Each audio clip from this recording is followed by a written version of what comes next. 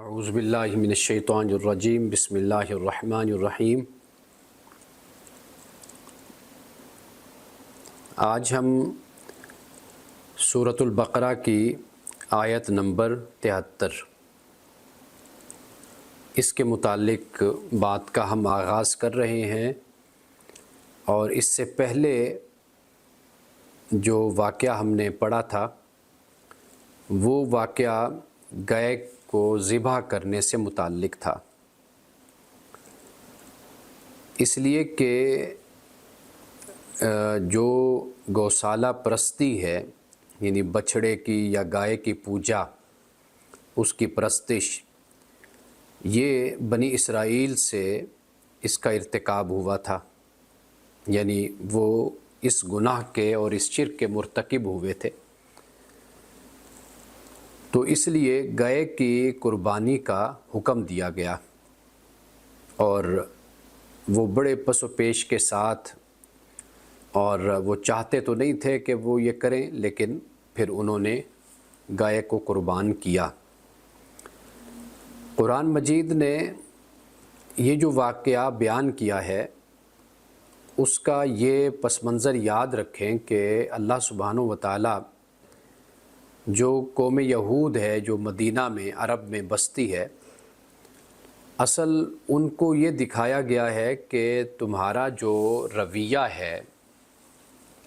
اور جو طریقہ ہے وہ یہی، تمہارے بڑوں کا بھی یہی انداز تھا کہ وہ اللہ کی راہ میں قربان کرنے میں کسی چیز کو یا اللہ کے حکم کو بجا لانے میں وہ ہمیشہ سستی کرتے تھے،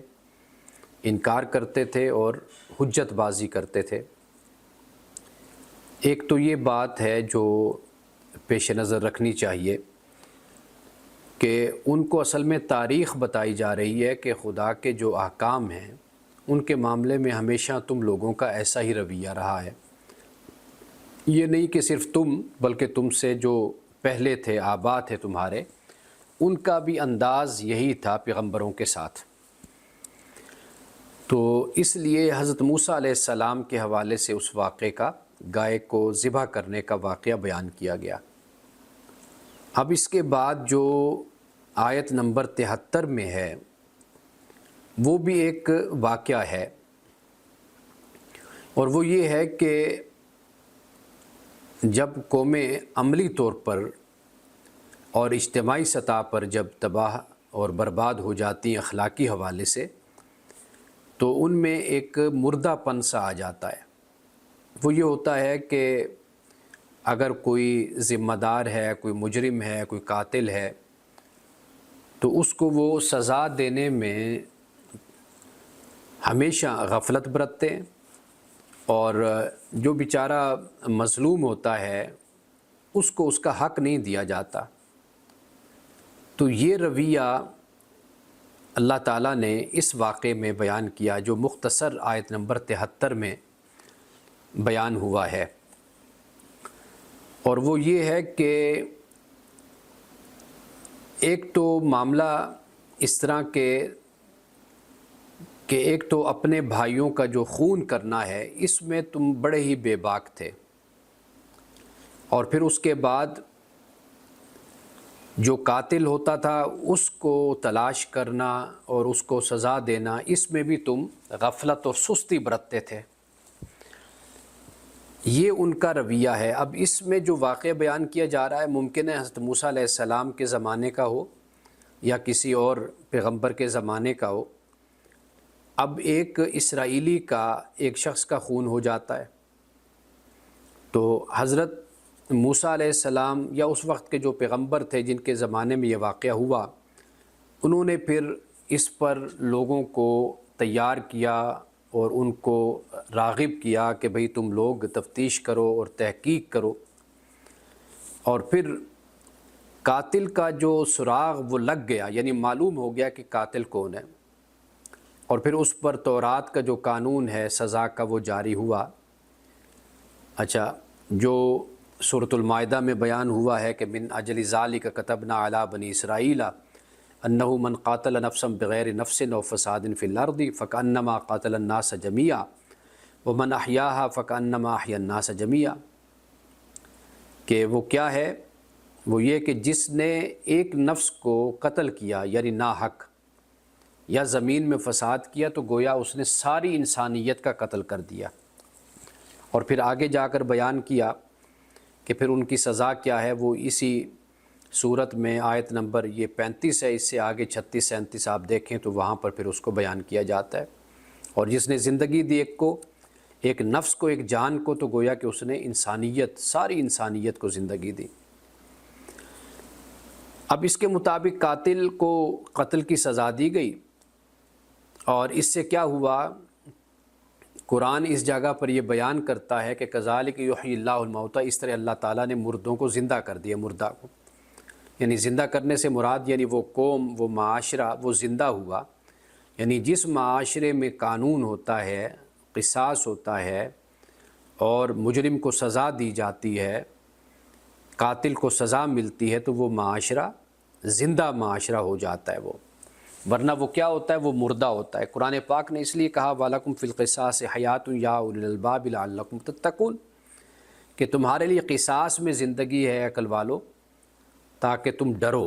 تقوی اختیار کرو۔ تو اب یہاں پر جو فرمایا کہ فَقُلْنَا اضْرِبُوهُ بِبَعْضِهَا، کہ ہم نے کہا کہ اضربوہ، ہو سے مراد یعنی وہ جو مقتول ہے، اور ہا سے مراد ہے جو نفس غیر مقتول ہے،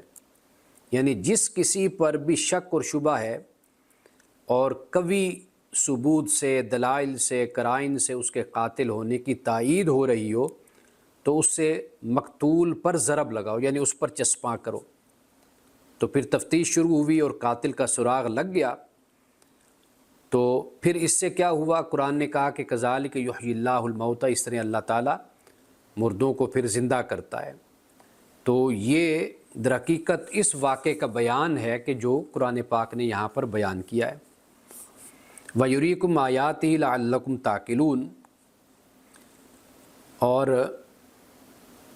وہ تمہیں دکھائے اپنی نشانیاں تاکہ تم عقل کرو، تاکہ تم سمجھو۔ اب اس مختصر آیت میں اسی واقعے کی طرف اشارہ ہے۔ اب میں اس صورتحال اور اختلاف پہ نہیں جاؤں گا کہ پہلا واقعہ دوسرا واقعہ ان کا آپس میں کیا تعلق بنتا ہے یا نہیں بنتا، اس بحث میں نہیں جاتا، لیکن قرآن مجید نے جیسے اس کا آغاز کیا کہ جس میں فرمایا وَإِذْ قَتَلْتُمْ نَفْسًا فَادَّارَأْتُمْ فِيهَا، اور یاد کرو کہ جب تم نے ایک نفس کو قتل کیا تھا، فَادَّارَأْتُمْ فِيهَا، پھر تم اس معاملے میں تم اس کو چھپانے لگے، پردے ڈالنے لگے۔ واللہ مخرج ما کنتم تکتمون، اللہ تعالیٰ نکالنے والا ہے جو تم چھپاتے تھے، یعنی اللہ ظاہر کرنے والا ہے۔ اور پھر وہ پیغمبر کے ذریعے سے معلوم ہو گیا کہ قاتل کون ہے اور اس مقتول کی جان لینے والا کون شخص ہے، پھر اس کی حقیقت کھل کر سامنے آ گئی۔ اور اس سے پھر کیا ہوتا ہے، اس سے یہ ہوتا ہے کہ پھر مردوں کو زندگی ملتی ہے، مردہ معاشرے زندہ ہو جاتے ہیں۔ تو یہاں اس واقعے کو بیان کر دیا۔ اب اس کے بعد دیکھیے اللہ پاک فرماتا ہے، میں ترجمہ ایک دفعہ پڑھ دیتا ہوں، فَقُلْنَا اضْرِبُوا بِبَعْضِهَا، تو ہم نے کہا کہ ضرب لگاؤ اس پر اس کے ذریعے سے، جیسے میں نے آپ کو بتایا کہ ہو سے مراد مقتول ہو گیا، اور ہا سے مراد جو نفس غیر مقتول ہے۔ کذالک یحیی اللہ الموتیٰ، اس طرح اللہ تعالیٰ زندہ کرتا ہے مردوں کو۔ وَیُرِیکُمْ آیاتہ لعلکم تعقلون، اور وہ تمہیں اپنی نشانیاں دکھاتا ہے تاکہ تم سمجھو۔ اب اس کے بعد دیکھیے فرمایا ثم قست قلوبکم من بعد ذلک فہی کالحجارۃ او اشد قسوہ، لیکن کیا ہوا، تمہارے دل اس کے بعد سخت ہو گئے۔ اب وہ کیسے سخت؟ پتھروں کی طرح سخت ہو گئے۔ اب یہ موجودہ جو یہود ہیں، یعنی مدینہ میں جب یہ قرآن اتر رہا تھا، ان کو بتایا جا رہا ہے کہ تمہاری پرانی ہسٹری، تمہاری تاریخ یہ ہے، اس کا ذکر یہ یہاں پر ہو رہا ہے، اور ان کے جو حرکات ہیں، طرز زندگی ہے، جو ان کا معاملہ ہے، اس کو یہاں پر بیان کیا گیا ہے۔ یعنی نقشہ کھینچا جا رہا ہے کہ بھئی تم ایسے تم لوگ تھے۔ ثم قست قلوبکم من بعد ذالک، پھر تمہارے دلوں کو اس کے بعد اس نے سخت کیا، فہی کالحجارۃ، کہ گویا کہ وہ پتھر جیسے ہوتے ہیں اس طرح، او اشد قسوہ، بلکہ اس سے بھی سخت۔ کیوں؟ اس لیے کہ وَإِنَّ مِنَ الْحِجَارَةِ لَمَا يَتَفَجَّرُ مِنْهُ الْأَنْهَارُ، کیونکہ پتھروں میں سے تو کوئی ایسا بھی ہوتا ہے جس میں سے چشمے پھوٹ پڑتے ہیں۔ وَإِنَّ مِنْهَا لَمَا يَشَّقَّقُ فَيَخْرُجُ مِنْهُ الْمَاءُ، اور پھر کوئی پھٹتا ہے پتھر تو اس میں سے پانی نکلتا ہے۔ وَإِنَّ مِنْهَا لَمَا يَهْبِطُ مِنْ خَشْيَةِ اللَّهِ، اور کوئی خدا کے خوف سے کانپ کر لرز کر وہ گر بھی جاتا ہے۔ وَمَا اللَّهُ بِغَافِلٍ عَمَّا تَعْمَلُونَ، اللہ تمہارے کرتوتوں سے، تمہارے اعمال سے غافل نہیں۔ یعنی پتھر بھی یہ یعنی جو کمپیریزن کیا گیا ہے، تو اس سے مراد کیا ہے کہ بھئی تم تو پتھر سے بھی گئے گزرے ہو۔ یعنی ایک ہے انسان، پھر اس کے بعد حیوان، پھر نباتات، پھر جمادات۔ انسان، حیوان، نباتات، جمادات۔ یہ جو جمادات ہیں پتھر، یعنی یہ تیسری چوتھی کیٹیگری پہ آتے ہیں۔ لیکن انسان اگر سخت روی اختیار کر لیتا ہے تو اس میں جو شقاوت پیدا ہوتی ہے، گمراہی، وہ اس حد تک ہو جاتی ہے کہ وہ سخت دل ہو جاتا ہے، نرمی نہیں پیدا ہوتی،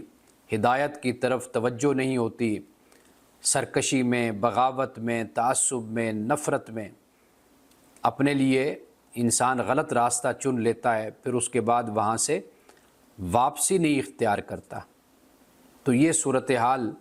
انسان کی ہو جاتی ہے کہ پتھر بھی شرما جاتا ہے کہ اس میں جو سختی ہے اور اس میں جو شدت ہے، وہ بھی کبھی پتھر بھی نرم ہو جاتا ہے، اور کبھی خدا سے خوف بھی کھاتا ہے، اس میں چشمے بھی پھوٹ پڑتے ہیں۔ لیکن انسان کا معاملہ ایسا ہے کہ بس یہ جب سختی کو اختیار کر لیتا ہے، اس کے بعد پھر یہ یعنی ایسا کچھ بگڑتا ہے کہ پھر اس کے بعد یہ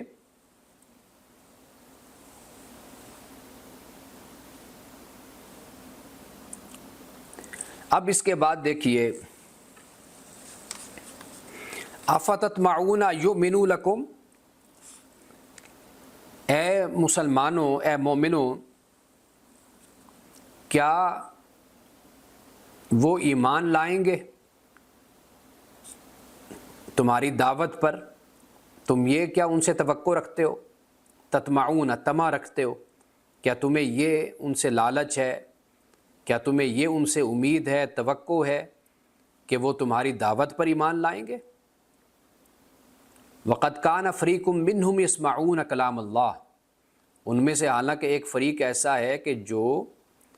اللہ کا کلام سنتا ہے، ثُمَّ يُحَرِّفُونَهُ، پھر اس کلام میں تحریف کرتا ہے، مِن بَعْدِ مَا عَقَلُوهُ، بعد اس کے کہ وہ اس کو سمجھتا ہے، وَهُمْ يَعْلَمُونَ، حالانکہ وہ جانتے ہیں۔ اب یہ صورتحال ہوتی ہے، یعنی ایمان والوں سے، چونکہ یہ ایمان والے چونکہ ان کے رشتہ دار، صحابہ رشتہ دار بھی تھے، مسلمان جو ہوئے، واضح بات ہے، دوست ہوتے ہیں، ہمسائے ہوتے ہیں، رشتہ دار ہوتے ہیں، انسان کو ان سے ایک امید ہوتی ہے کہ بھئی یہ حق بات کو قبول کریں گے، حق بات کو مانیں گے، ہماری بات کو سنیں گے، ایک توقع ہوتی ہے۔ لیکن قرآن پاک نے کیا بیان کیا کہ ان کا معاملہ کیا ہے کہ یہ تحریف کرتے ہیں، سمجھتے ہیں، سمجھ کر پھر اس کے بعد تحریف کرتے ہیں۔ اس حد تک یہ اپنے نفس کے غلام ہیں۔ تو کیا ان سے یعنی ایمان لانے کی آپ مسلمانوں کیا توقع رکھتے ہو کہ بھئی یہ ایمان لائیں گے؟ اب سیدھا سمپل اور سادہ معنی میں ہمیشہ تحریف کا بیان کرتا ہوں کہ تحریف یہ ہوتی ہے کہ قائل یعنی کہنے والا جو کوئی بات کہہ رہا ہے اس کی منشا کے خلاف آپ بیان کرتے ہیں، الفاظ کا تغیر تبدل کر دیا، تبدیلی کر دی، بالکل اس کا معنی ہی بدل کر رکھ دیا آپ نے، تو اصل میں یہ تحریف ہوتی ہے۔ میں کوئی بات کہتا ہوں تو کوئی مخالف میری بات کو سنتا ہے اور میری بات کو اپنا معنی، اپنا مفہوم، اپنے الفاظ، وہ سب کچھ پورا لباس خود میری بات کو پہناتا ہے اور کہتا ہے جی امانت صاحب نے یہ کہا، یہ دراصل اس کو پھر ہم تحریف کہتے ہیں۔ یعنی یہ انداز، یعنی جو کہ جملوں کے کچھ الفاظ کو وہ لیا، یعنی اس کا سیاق و سباق، ریفرنس ٹو دا کانٹیکسٹ جو ان سے ہے، اس کا خیال رکھے بغیر اصل مقام کے بجائے دوسرے مقام پر اس کو چسپاں کر دینا تاکہ دوسرا مطلب اور مفہوم حاصل ہو سکے، یہ یعنی اس کو بھی، یہ بھی تحریف ہے نا۔ اور اسی طریقے سے الفاظ کے بجائے دوسرے الفاظ کو داخل کر دینا، یہ بھی تحریف کہلاتی۔ اصل جو آسان مفہوم اور معنی ہے جو آپ آسانی سے یاد رکھ سکتے ہیں اور آپ کے ذہن میں رہے گا، وہ یہ ہوتا ہے کہ کہنے والے نے جو کہا اس کو اس کی مرضی اور منشا کے خلاف اپنے الفاظ پہنا دینا، تو یہ تحریف ہوتی ہے۔ یہ ہمارے ہاں اکثر طور پر بدقسمتی سے یہی رویہ ہمارے ہاں اختیار کیا جاتا ہے۔ یعنی مثال کے طور پر آپ دیکھیے کہ ایک بات ہے کہ جو مصنف لکھتا ہے، رائٹر لکھتا ہے، آپ اس مصنف سے آپ پوچھئے نا کہ یہ جو آپ نے لکھا ہے اس کا کیا مطلب کیا ہے اس کا۔ مثلا کوئی بھی عالم دین ہے، وہ پیر کرم شاہ صاحب رحمۃ اللہ علیہ ہو سکتے ہیں، مولانا غلام رسول سعیدی صاحب ہو سکتے ہیں، وہ مولانا مودودی ہو سکتے ہیں، کوئی بھی ہو سکتا ہے۔ کوئی شخص ہے، اس نے کوئی کتاب لکھی ہے، اب آپ کو چاہیے کہ آپ اس مصنف کے پاس جائیں، اس عالم دین کے پاس جائیں، آپ جا کر پوچھیں کہ جناب آپ نے یہ جو جملہ لکھا ہے یا یہ جو الفاظ آپ نے لکھے ہیں، اس کا آپ کی مراد کیا ہے، آپ کیا کہنا چاہتے ہیں، وہ آپ کو بتائیں گے۔ سب سے اچھا طریقہ تو یہ ہوتا ہے جو انصاف پر مبنی طریقہ ہوتا ہے، خیر خواہی پر مبنی طریقہ ہوتا ہے، کہ آپ وہ جملہ، وہ بات، وہ کتاب جس میں لکھا گیا، آپ ان کے پاس چلے جاتے ہیں، آپ کہتے ہیں جی آپ اس کے بارے میں بتا دیں، تو پھر آپ کو چاہیے کہ جو وہ کہیں آپ اس پر ایمان، اس کو مان لیں آپ۔ دوسرا طریقہ یہ ہوتا ہے کہ کسی نے لکھا، اب آپ مصنف سے نہیں پوچھتے، آپ اس کو خود ہی اپنا معنی، اپنا مفہوم پہناتے اور آپ مصنف پر فتویٰ لگا دیتے ہیں، اور پھر آپ اس پر پروپیگنڈا کرتے ہیں اور آپ اس پر بات کرتے ہیں، دیکھیں جی انہوں نے اپنی کتاب میں یہ لکھ دیا، یہ لکھ دیا، یہ لکھ دیا، لیکن آپ نے اپنی مرضی کی ہے، آپ نے اپنی طرف سے جو سمجھا، بلکہ اس میں بھی بدنیتی شامل کر کے آپ نے بات کو پھیلایا اور بھڑکایا آپ نے۔ حالانکہ ایسا بھی ہوتا ہے، سارے شر اور سارے فساد ختم ہو جاتے ہیں۔ مثال کے طور پر اگر کسی نے کوئی کتاب لکھی ہے، اب جیسے وہ کتاب مارکیٹ میں آئی، لوگوں نے اس کو پڑھا، اب پڑھنے کے بعد لوگوں نے اس پر تنقید کی ہے، اب تنقید کی تو مصنف نے پھر اپنی کتاب کے دفاع میں، یا جو باتیں مبہم رہ گئیں یا لوگوں نے اعتراض اٹھائے یا جو مخالفین کی طرف سے تبصرے اور جو تقریریں ہوئی، انہوں نے ان کی روشنی میں اس کا جواب دے دیا کہ بھئی میری اس سے مراد یہ ہے، یا تو پھر اس کو پڑھ کر انسان مان لے کہ بھئی مصنف نے جو لکھا، پھر مصنف نے اس کا جواب بھی دے دیا ہے، دوسری کتاب بھی آ گئی تو اس کو مان لیا جائے، مسئلہ ختم ہو جاتا ہے۔ لیکن ہمارے ہاں بر صغیر میں ایسا ہوتا ہے کہ ایک عالم کتاب لکھتا ہے، پھر اگر کوئی اعتراض سامنے آئے کسی عبارت پر، کسی جملے پر، کسی بات پر، مسئلے پر، تو وہ اس کا جواب بھی دے چکا ہوتا ہے، وہ بھی کتاب مارکیٹ میں موجود ہوتی ہے۔ لیکن ہمارے جو مناظر ہیں، مخالف ہیں، وہ اس کتاب کو اٹھا کر پڑھنے کی زحمت ہی گوارہ نہیں کرتے کہ اس کتاب کو پڑھ تو لو، کہ اس مصنف نے اس کتاب میں اٹھنے والے جو اعتراضات ہیں ان کا جواب بھی دے دیا ہے، اس کا دفاع بھی کر لیا ہے۔ تو یہ جو طریقہ اختیار کیا جاتا ہے، یہ در حقیقت اسی کو آپ تحریف سمجھ لیجئے، کہ خود اپنی طرف سے معنی اور مفہوم اور اپنی طرف سے خود ہی اس کا مطلب نکال کر اور پھر مصنف پر کفر کا اور گمراہی کا فتویٰ لگا دیا۔ تو اس سے اب آپ یہاں پہ خود دیکھ لیجئے کہ اللہ سبحانہ و تعالی منع فرماتا ہے کہ بھئی ایک تو یہ گناہ کا کام ہے۔ ہم قرآن مجید پڑھیں گے تو کئی اور مقامات پر بھی ہمیں یہ آیات آئیں گی جو یہود کا طریقہ تھا تحریف کا، وہ ہمیں معلوم ہو جائے گا، تو اور کئی مقامات پر اس کا ذکر آگے آئے گا۔ لیکن یہود کا یہی طریقہ تھا، قرآن یعنی تورات انجیل کے احکام جو اللہ نے نازل فرمائے ان کو اپنا مطلب کا جو مفہوم تھا وہ پہنانا، الفاظ کو بگاڑ دینا اور اپنے طریقے سے ان کو بیان کرنا، یہ آگے جا کر سورۃ النساء میں بھی اس کا ذکر ہمیں تفصیل کے ساتھ ملتا ہے۔ اب اس کے بعد یہ فرمایا وَإِذَا لَقُوا الَّذِينَ آمَنُوا قَالُوا آمَنَّا، کہ جب ملتے ہیں ان سے جو ایمان لائیں، یعنی ایمان والوں سے جب ان کی ملاقات ہوتی ہے تو قَالُوا آمَنَّا تو کہتے ہیں ہم ایمان لائیں۔ وَإِذَا خَلَا بَعْضُهُمْ إِلَىٰ بَعْضٍ، اور جب ایک دوسرے کے ساتھ خلوت میں ملتے ہیں بات کرتے ہیں تو قَالُوا أَتُحَدِّثُونَهُمْ بِمَا فَتَحَ اللَّهُ عَلَيْكُمْ لِيُحَاجُّوكُمْ بِهِ عِندَ رَبِّكُمْ، کہتے ہیں کہ بھئی ان لوگوں کو وہ باتیں تم بتا رہے ہو جو اللہ نے تم پر کھولی ہیں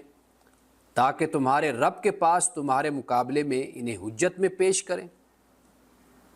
اب یہاں پر اب آپ دیکھیے کہ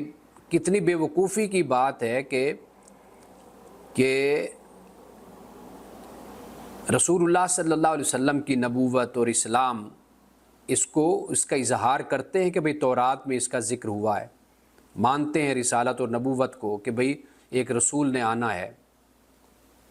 یا وہ رسول محمد صلی اللہ علیہ وسلم آ چکے ہیں،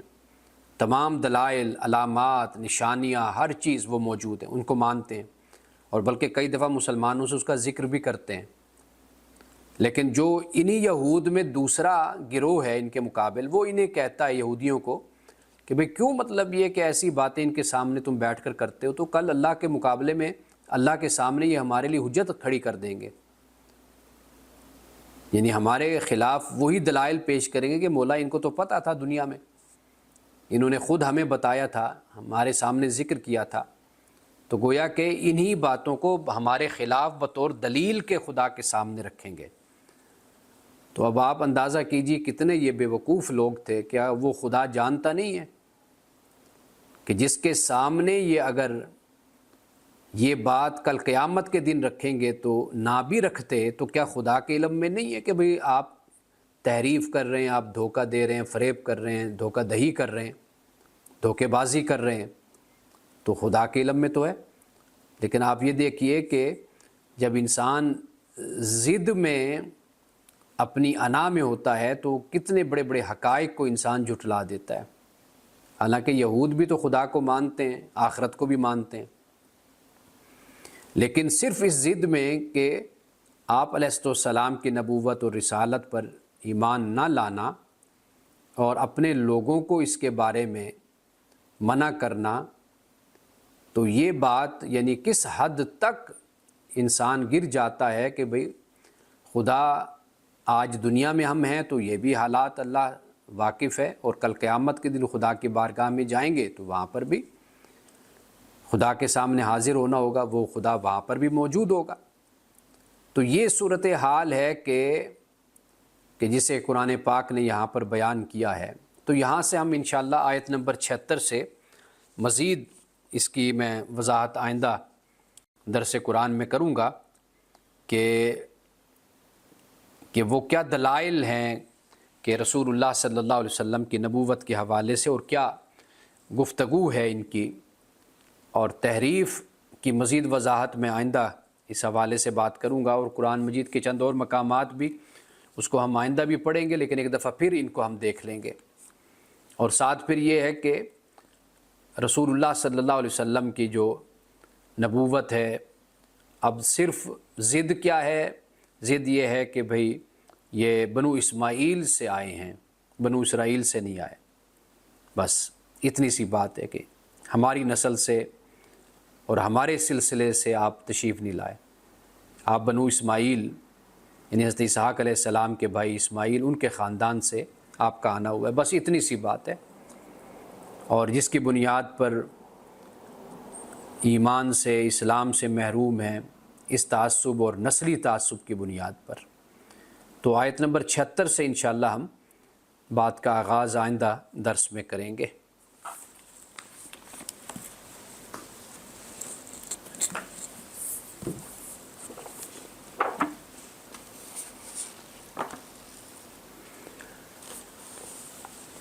آج الادب المفرد سے جس حدیث سے ہم آغاز کر رہے ہیں درس حدیث کا، وہ ہے باب اماطۃ الاذی، تکلیف دہ چیز کو راستے سے ہٹانا، اس کا بیان ہے. یعنی یہ دیکھنے میں تو بڑی معمولی سی بات لگتی ہے، راستے میں کوئی چیز ہو تو ہٹا دیا جائے، لیکن دو حوالوں سے اگر آپ اس پہ غور کریں، ایک تو کئی دفعہ چھوٹی سی چیز جو راستے میں ہوتی ہے یہ بڑی تکلیف کا باعث بنتی ہے، یہ بھی ہے. اور دوسری بات یہ ہے کہ ہمیں اس طرف متوجہ کیا گیا ہے کہ چھوٹی نیکیوں کو کبھی اگنور نہیں کرنا چاہیے. یہ بھی انسان کے لیے جب چھٹکارے کا معاملہ ہو، آزادی کا معاملہ ہو، بچنے کا معاملہ ہو، تو کبھی چھوٹی سی نیکی بھی کام آتی ہے، چھوٹا سا کام بھی کام آ جاتا ہے، بلکہ آ جائے گا قیامت کے روز. اور اس میں یہ بات بھی متوجہ ہمیں کرتی ہے کہ یہ جو ہمارے ہاں آج کل رواج ہے اور عادت ہم لوگوں کی بنی ہوئی ہے تجاوزات کی، انکروچمنٹ کی، اور یہ بھی ایک قومی رویہ ہے ہمارا کہ جہاں چاہ اپنی گاڑی کو کھڑا کر دیا، جہاں چاہ موٹر سائیکل کو کھڑا کر دیا، اور گاڑی اس طرح کھڑی کر دی کہ کئی دفعہ آگے گاڑی ہے تو وہ اس کو نکالنے میں مشکل، وہ نکال نہیں سکتا، وہ ڈھونڈتا پھر رہا ہوتا ہے بھائی ڈرائیور کہاں پر ہے جس کی یہ گاڑی ہے. تو اب یہاں سے آپ دیکھ لیجئے کہ کس طرح رسول اللہ صلی اللہ علیہ وسلم نے ہمیں چھوٹی سی تکلیف جو راستے میں ہو اس سے بھی آپ نے منع فرمایا. حضرت ابو برزہ الاسلمی روایت کرتے ہیں کہ انہوں نے کہا کہ میں نے عرض کیا اے اللہ کے رسول، قلت یا رسول اللہ صلی اللہ علیہ وسلم، اے اللہ کے رسول ایسے عمل کی طرف، کام کی طرف میری رہنمائی فرمائیں جو مجھے جنت میں داخل کر دیں، میں جنت میں چلا جاؤں. آپ نے فرمایا امیت الاذی عن طریق الناس، لوگوں کے راستے سے تکلیف دہ چیز کو ہٹاؤ. تو فرمایا کہ یہ بھی جنت میں جانے کا باعث بنتی ہے یہ بات. اب دیکھیے جنت میں، اب ہمارے ہاں اس طرح ہوتا ہے، میں نے دیکھا ہے کہ بھئی کبھی ہاسپٹل میں بھی جانا ہو تو آپ دیکھیے کہ گاڑی کو غلط طریقے سے کھڑی کر دیں گے. یہ نہیں سوچتے کہ بھئی باہر نکلنے والا ممکن ہے کوئی ایمرجنسی ہو، کبھی میڈیسن لانی ہوتی ہے، کبھی بلڈ کی ضرورت ہے، کبھی کسی چیز کی ضرورت ہے، مریض کے لیے کوئی ایمرجنسی میں ہے، کتنی مسائل ہوتے ہیں. تو اگر ایسا شخص کسی کے لیے کسی کی جان لینے کا باعث بن جاتا ہے اپنی اس بے وقوفی کی وجہ سے، آپ خود اندازہ کیجئے کہ یہ تو جہنم کا راستہ پھر ہوگا نا. تو یہاں پر آپ نے فرمایا کہ جنت کی طرف جانے کا راستہ اور طریقہ یہ ہے کہ راستے سے تکلیف دہ چیزوں کو ہٹاؤ. اب اس کے بعد حضرت ابو ہریرہ رضی اللہ تعالیٰ عنہ سے روایت ہے کہ رسول اللہ صلی اللہ علیہ وسلم نے فرمایا کہ ایک آدمی راستے میں پڑے ایک کانٹے کے پاس سے گزرا. مر رجل مسلم بشوک فی الطریق، شوک کہتے ہیں کانٹے کو، کانٹے کے پاس سے گزرا تو اس نے کہا کہ لا امی تن ھذا الشوک، کہ میں یہ کانٹا ضرور راستے سے ہٹاؤں گا. کیوں؟ تاکہ لا یضر رجلا مسلما فغفر له، تاکہ یہ کسی مسلمان کو تکلیف نہ دے تو اللہ سبحانہ و تعالیٰ نے اس کے اس عمل کی وجہ سے اسے معاف کر دیا، یعنی اسے معاف کر دیا گیا. اب آپ یہ دیکھیے کہ کانٹا ہے چھوٹا سا، اب کوئی شخص وہاں سے گزرے گا تو وہ کانٹا اس کو پاؤں میں چبھ سکتا ہے، تو اس خیال سے کہ بھئی کانٹا کسی کو چبھے گا تو اس نے اٹھا دیا۔ اب مسلمان کی جو بات کی گئی نا، رجلاً مسلماً، یہاں پر پھر لوگ یہ بھی اعتراض کرتے ہیں کہ جی پھر مسلمان مرد کا کیوں ذکر ہوا؟ تو واضح بات ہے کہ جب ہم ایک معاشرے میں، ایک سوسائٹی میں رہتے ہیں، اور خاص طور پر اگر مدینے کو آپ مد نظر رکھیں، رسول اللہ صلی اللہ علیہ وسلم مسلمانوں کی ایک نئی معاشرت قائم کر رہے تھے، تو وہاں پر ضرورت اسی بات کی تھی کہ مہاجرین اور انصار وہاں پر رہ رہے ہیں، تو ان کا آپس میں جو تعلق ہونا چاہیے وہ پیار محبت کا تعلق ہونا چاہیے، ان کی تربیت کا مرحلہ تھا، تو اس لیے مسلمانوں کو اس کی تربیت دی گئی کہ بھئی اپنے مسلمان بھائی کا خیال رکھو، یہ اسلامی معاشرت ہے، مل جل کر رہنا ہے، یہ سارے معاملات ہیں۔ تو لہٰذا یہاں پر یہ کوئی اعتراض اس طرح کا بنتا نہیں ہے۔ اگر میں اپنے ادارے میں بیٹھ کر اپنے لوگوں کو یہ کہتا ہوں بھئی آپ ایک دوسرے کے حقوق کا خیال رکھا کریں، ایک دوسرے کا ادب کیا کریں، چھوٹوں کو چاہیے بڑوں کا احترام کریں، جو ہمارے ادارے سے وابستہ ہیں انہیں اچھا اخلاق کا مظاہرہ کرنا چاہیے، ایک دوسرے کا خیال کرنا چاہیے،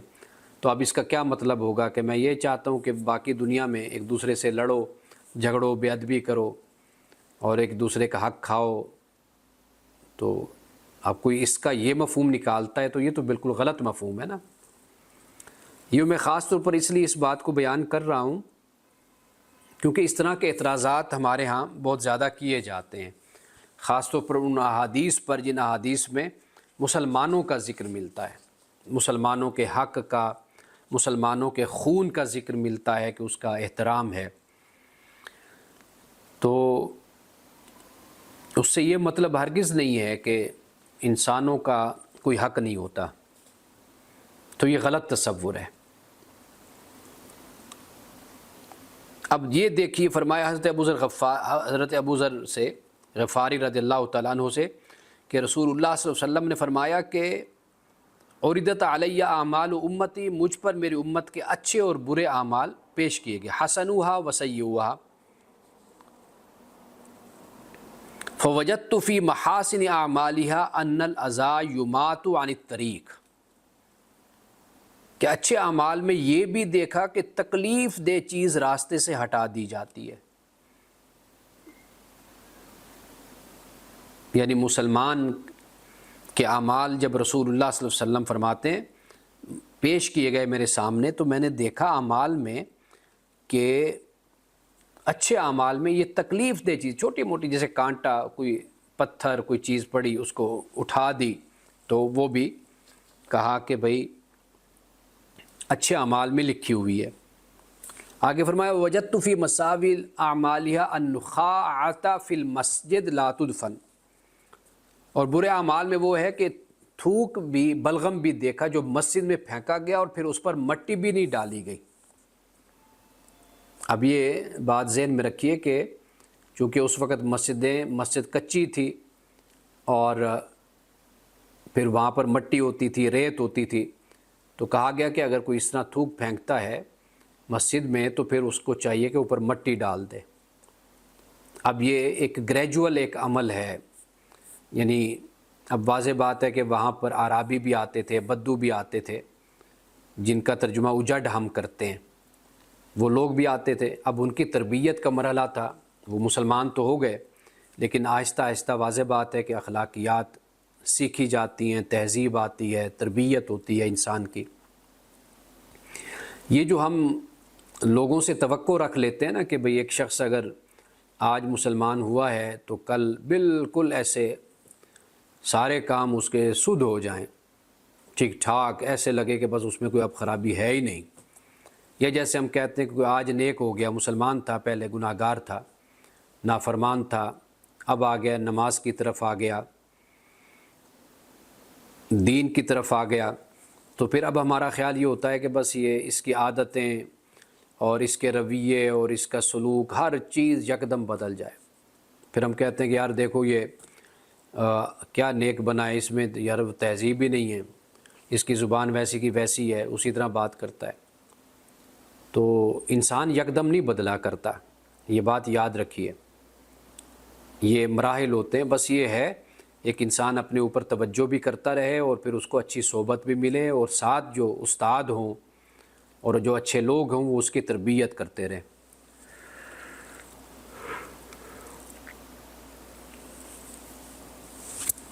اس سے پھر انسان تبدیل ہوتا ہے، توقع نہیں رکھنی چاہیے۔ اب آپ دیکھیے کہ سورۃ الحجرات میں اسی بات کو بیان کیا گیا ہے کہ یہ جو اعرابی تھے یہ آ گئے،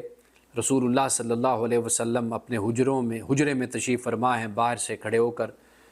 ان الذین ینادونک من وراء الحجرات، اکثرهم لا یعقلون، ان میں سے اکثر نہیں جانتے، ولو انہم صبروا حتی تخرج الیہم، کہ اگر بہتر ہوتا کہ اگر یہ لوگ صبر کرتے، انتظار کرتے آپ کا، لکان خیر لہم۔ اب وہ مسلمان تھے لیکن تربیت یہ آہستہ آہستہ انسان کی ہوتی ہے۔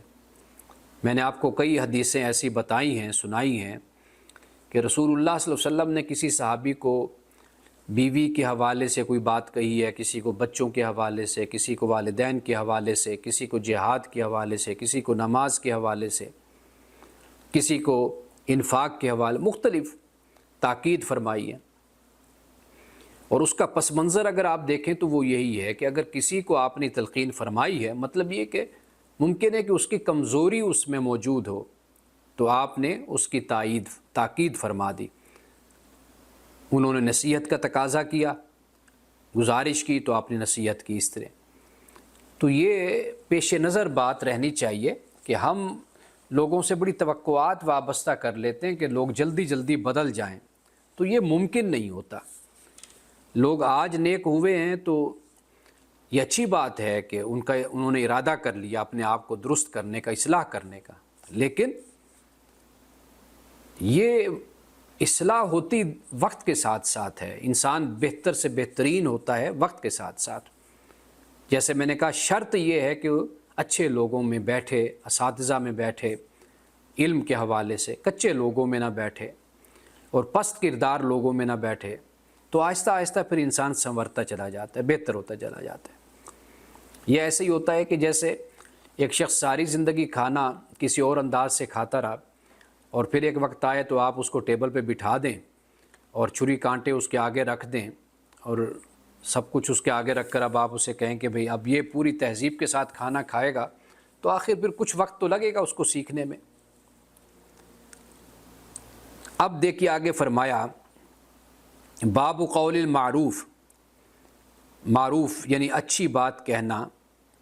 اب اس کے بارے میں فرمایا، کل معروف صدقۃ، ہر نیکی، اچھی بات وہ صدقہ ہے۔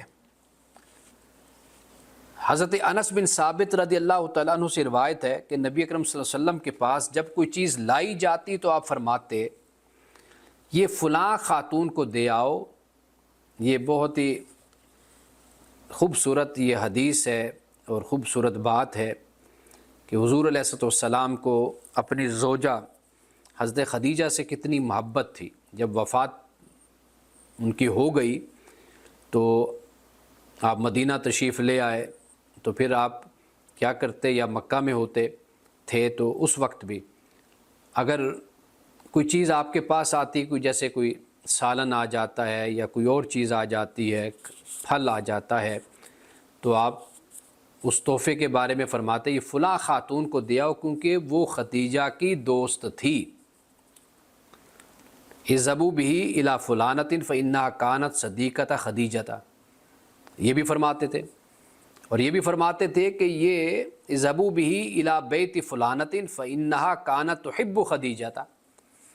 کہ یہ فلاں عورت کے گھر لے جاؤ کیونکہ وہ خدیجہ سے محبت کرتی تھی۔ یعنی ایک الفاظ،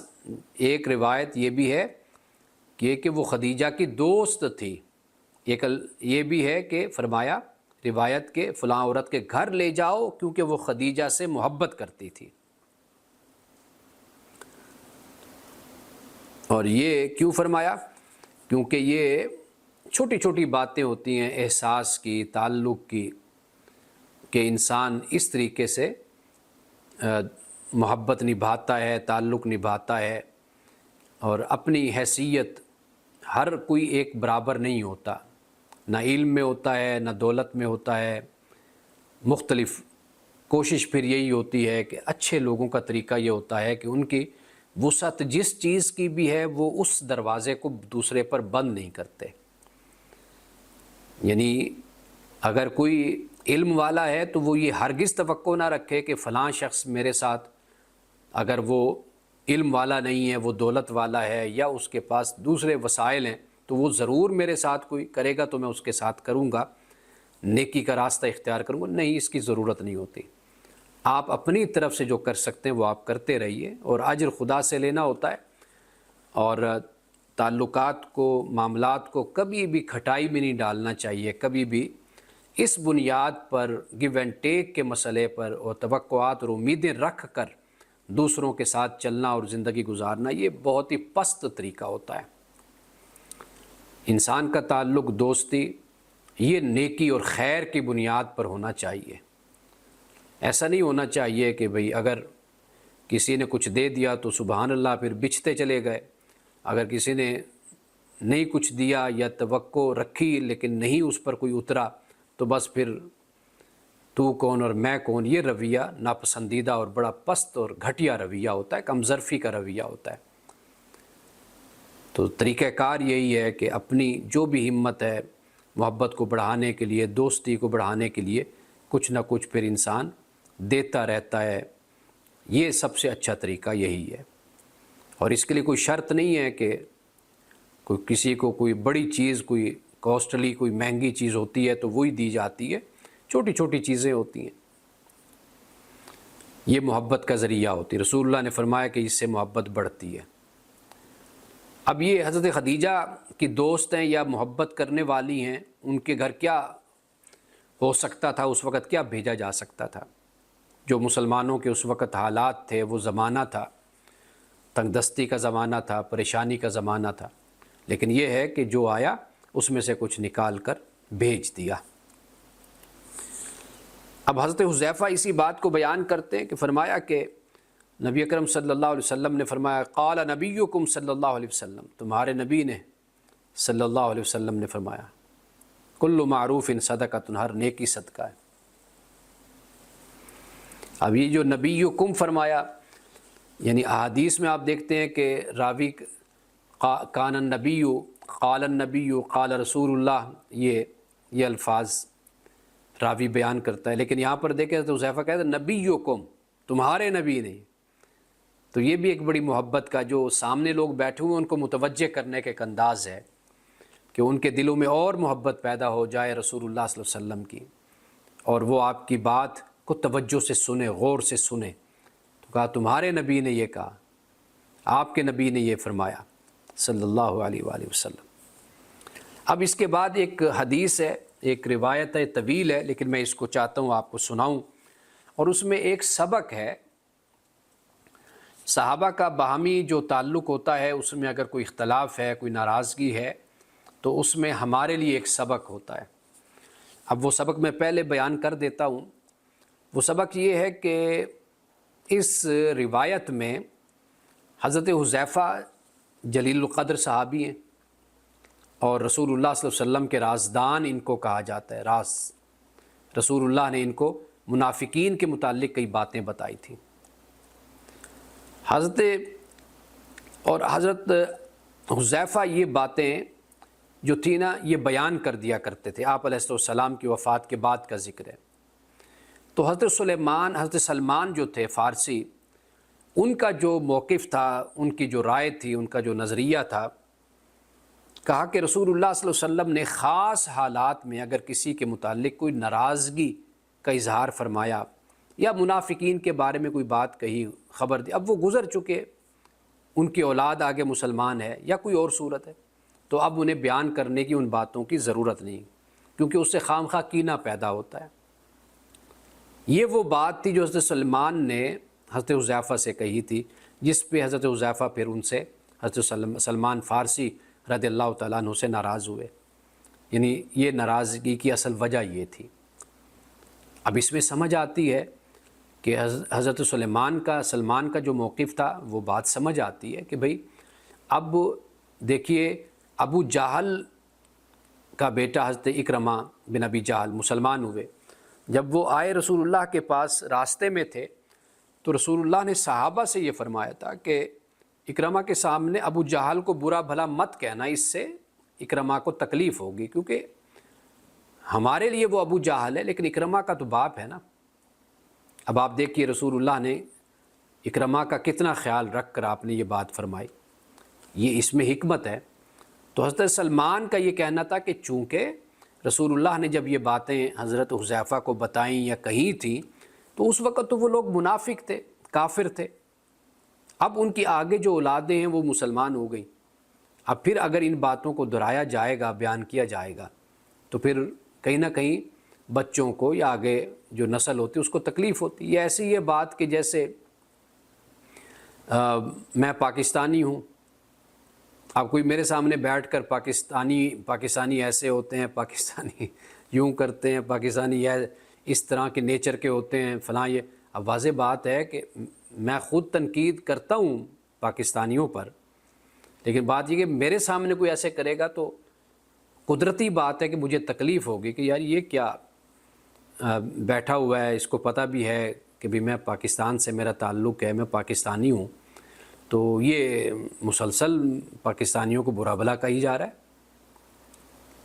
کوئی مسلمانوں کے بارے میں ایسے کہتا ہے۔ تو اب مسلمان، میں خود تنقید کرتا ہوں مسلمانوں پر، اگر کوئی واضح بات ہے، کوئی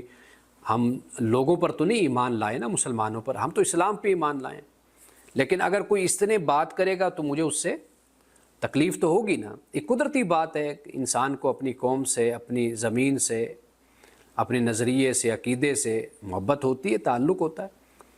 پاکستان کے بارے میں اگر کوئی غیر پاکستانی کوئی بات کرے، پاکستان کو برا بھلا کہے، تو واضح بات ہے کہ مجھے اس سے دکھ پہنچے گا۔ خیر اب تو پاکستانی بھی بڑی تعداد میں پیدا ہو گئے ہیں جو پاکستان کو برا بھلا کہتے رہتے ہیں، تو اب یہ چیز قدرتی بات ہے کہ اس سے تکلیف ہوتی ہے انسان کو۔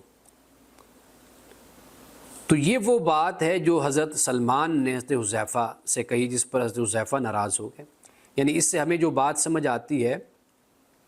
وہ یہ ہے کہ جب آپ کوئی مسائل بیان کر رہے ہوتے ہیں، وہ سیاسی ہوں، معاشرتی ہوں، معاشی ہوں، قومی ہوں، سیاسی ہوں، تو ان میں کیا رویہ ہونا چاہیے؟ ہمیشہ مصلحت کا لحاظ رکھا جائے۔ یہ جو حق گوئی کا بخار رہتا ہے نا کئی لوگوں کو ہمارے ہاں، حق گو بنے رہتے ہیں، تو اس کا مطلب ہرگز یہ نہیں ہوتا کہ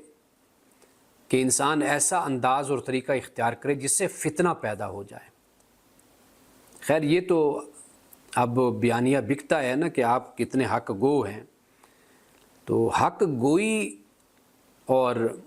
بدتمیز ہونا، ان دونوں میں بڑا فرق بھی ہوتا ہے۔ حق گو ہونا اور بے وقوف ہونا، احمق ہونا، اس میں بڑا فرق ہوتا ہے۔ جس طرح کہتے ہیں نا کہ بزدل اور شریف ہونے میں فرق ہوتا ہے، یعنی تھوڑا سا فرق ہے،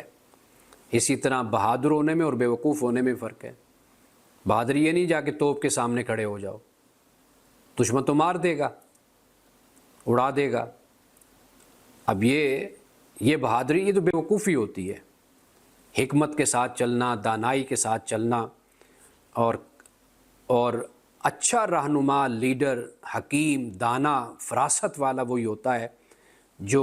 بڑی حکمت سے اپنے لوگوں کو بچا کر نکل جاتا ہے، اپنے مقصد کو حاصل کر لیتا ہے۔ رسول اللہ صلی اللہ علیہ وسلم کی حیات مبارکہ کا مطالعہ بھرپور کرنا چاہیے ہم لوگوں کو، خاص طور پر سیاستدانوں کو کرنا چاہیے، حکمرانوں کو پڑھنا چاہیے کہ رسول اللہ کس طرح صحابہ کو لے کر نکل گئے، اور جب کہ بڑے مواقع ایسے آئے کہ جہاں پر صحابہ بھڑک سکتے تھے، بھڑکے یعنی مشتعل غصے میں آئے، یعنی یہ میں ایک دوسرے الفاظ استعمال کر رہا ہوں لیکن آپ اسے محبت کہہ لیجئے،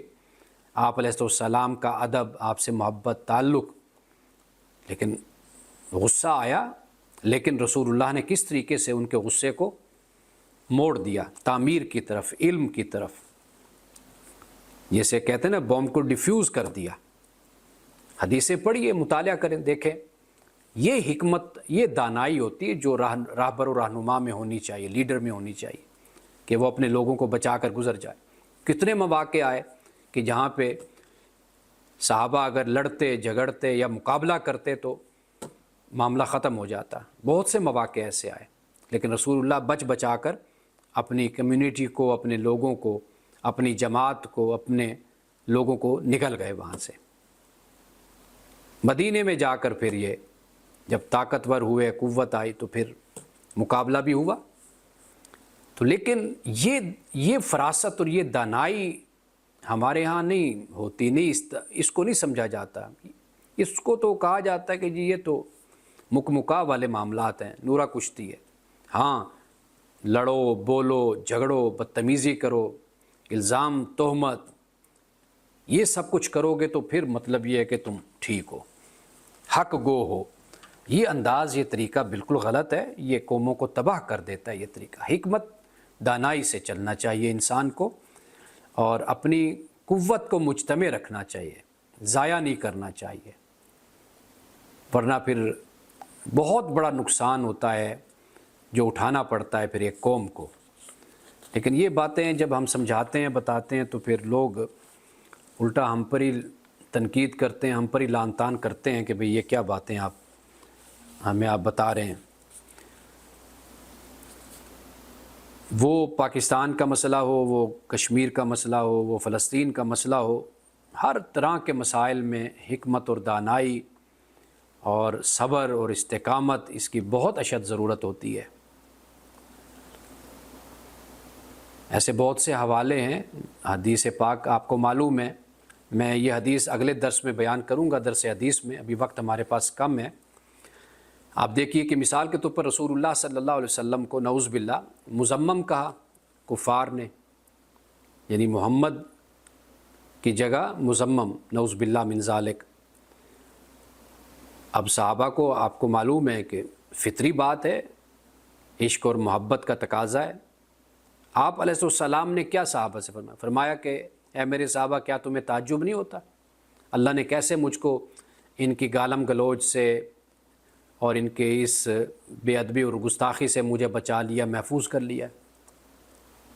فرمایا کہ یہ مذمم کو برا بھلا کہتے رہتے، میں محمد ہوں، یعنی مجھے یہ برا بھلا نہیں کہہ رہی تو مذمم کو کہہ رہے ہیں۔ اب دیکھیے کتنی دانائی کے ساتھ صحابہ کو بچا لیا، ورنہ ہوتا کیا، یہ بڑا موقع تھا کہ لڑ پڑے اور مکہ میں مسلمان اور کمزور ہو جائیں۔ یعنی پہلے کمزور تھے، نئے نئے مسلمان تھے، کفار ادھر سے گستاخیاں کرتے تھے۔ اگر اس موقع پر، اور اس طرح کے کئی مواقع آئے، اگر لڑائی ہو جاتی، لڑ پڑتے مسلمان کفار کے ساتھ، تو وہ جو تھوڑی بہت جماعت بنی، مجتمع ہوئی، وہ کہاں جاتی پھر، اس کا کوئی فائدہ نہ ہوتا۔ لیکن رسول اللہ صبر سے، استقامت سے چلتے رہے، چلتے رہے، چلتے رہے، چلتے رہے۔ تو یہ وہ دانائی ہے جو آج مسلمانوں کو، جس کی شدید ضرورت ہے ہمارے رہنماؤں کو۔ لیکن مسلمان کا خون ہے، جذباتی باتوں پر بہت جلدی مسلمان ریجھتا ہے، بہت جلدی تیار ہو جاتا ہے لڑنے کے لیے۔ اور جو عقل کی بات ہے، علم کی بات ہے، جو حکمت کی بات ہے، جو ہمیں سیرت سے معلوم ہوتی ہے، جو ہمیں احادیث سے اور جو قرآن سے معلوم ہوتی، ان باتوں کو سمجھنے کی طرف نہیں مسلمان نہیں راغب ہوتا۔ تو اس لیے اس حدیث کو انشاءاللہ ہم آئندہ پڑھیں گے، میں آپ کو بتاؤں گا کہ اس میں اور کیا نکات ہیں اور کیا باتیں ہیں کہ جو یہاں پر بیان کی گئی ہیں۔ بارک اللہ لنا ولکم فی القرآن العظیم ونفعنا وإیاکم بالآیات والذکر الحکیم، صدق اللہ العظیم۔